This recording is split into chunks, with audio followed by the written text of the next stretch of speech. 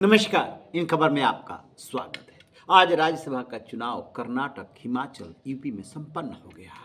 UP में बड़ा खेल हुआ क्योंकि क्रॉस वोटिंग हुई। समाजवादी पार्टी के 8 विधायकों ने क्रॉस वोटिंग की है। सुभाषपा के भी एक ने क्रॉस वोटिंग की है। सपा के 2 उम्मीदवार ही जीत पाए। आलोक रंजन जो पूर्व चीफ सेक्रेटरी हैं वो चुनाव हार गए हैं, जबकि बीजेपी के 8 उम्मीदवार संजय सेठ जो 8वें उम्मीदवार है वो भी चुनाव जीत गए हैं। लेकिन सबसे बड़ा खेल जो हुआ है वो हिमाचल प्रदेश में हुआ है। हिमाचल प्रदेश में इस चुनाव के साथ ही कांग्रेस की सरकार जो है फंस गई है और बीजेपी उसके खिलाफ अविश्वास प्रस्ताव ला सकती है। दरअसल वहां पे विधानसभा की 68 सीटें हैं। कांग्रेस को 2022 के चुनाव में 40 सीटें मिली थी, बीजेपी को 25 सीटें मिली थी और 3 निर्दलीय जीते थे। मतों का प्रतिशत बहुत कम हार जीत का रहा था, लेकिन कांग्रेस चुनाव जीत करके और सरकार बना ली थी। सुखविंदर सिंह सुक्खू वहां के मुख्यमंत्री हैं। एक ही सीट पर वहां पर चुनाव हो रहा था, जहां से कि अभिषेक मनु सिंघवी जो मशहूर लॉयर है वो जो है चुनाव लड़ रहे थे और उधर से हर्ष महाजन बीजेपी से थे। एकदम क्लियर कट था कि चुनाव जीतेगी कांग्रेस, लेकिन ऐन मौके पे हो गया खेल और कांग्रेस के 6 विधायकों ने कर दी क्रॉस वोटिंग।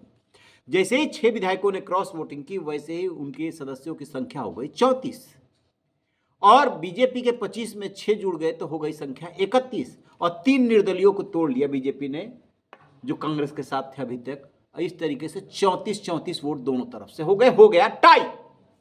इसके बाद टॉस उछाला गया और उसमें हर्ष महाजन जो बीजेपी के हैं वो चुनाव जीत गए।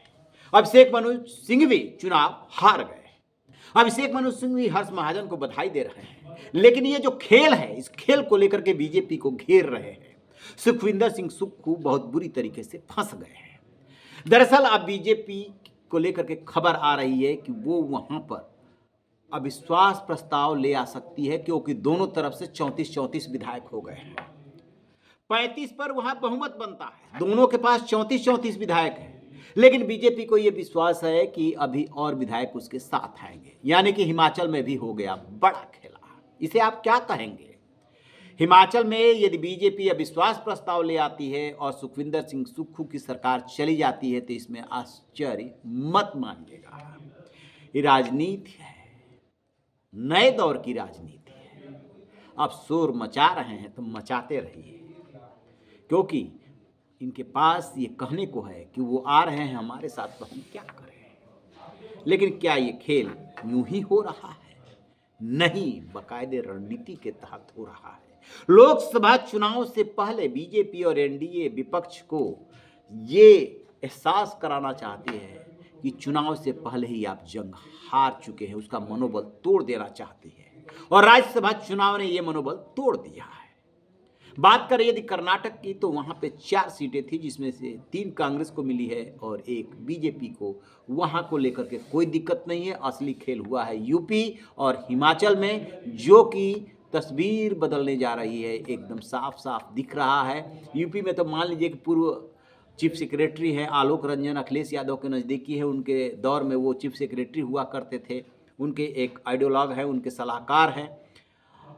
लेकिन यहाँ पे हिमाचल में जो हुआ है वो जो है बड़ा खेल हुआ है और इसके साथ ही सुक्खू सरकार पे मंडराने लगा है खतरा।